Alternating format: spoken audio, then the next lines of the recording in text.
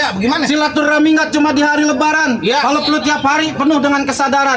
Kita berkelahi menang kalah nggak jadi ukuran. Yang penting kita jalin tali persaudaraan. Dari tadi nggak kita pakai berantem. Ya, ini siapa sih nak begini nih? Ya lo pager. Gue ikat lo lama-lama lo.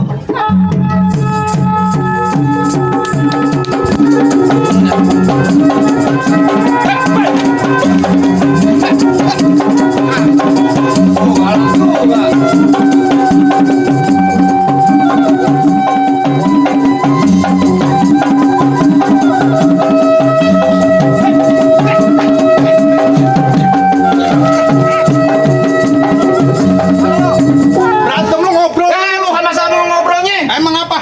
Lo tau gak yang namanya palang pintu? Tahu. Palang pintu ngelestariin budaya Betawi. Iya. Mainnya bohong-bohongan. Iya, gua tahu. Gua tanya lo sekali lagi, dibayar berapa? Bayar saya gede kali.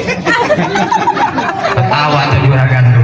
Dibayar berapa? Gede kali. Aman. Oh, aman tuh. Aman. Bukan masalah aman. Emang apa lo? Pala gua gede. Betul banget.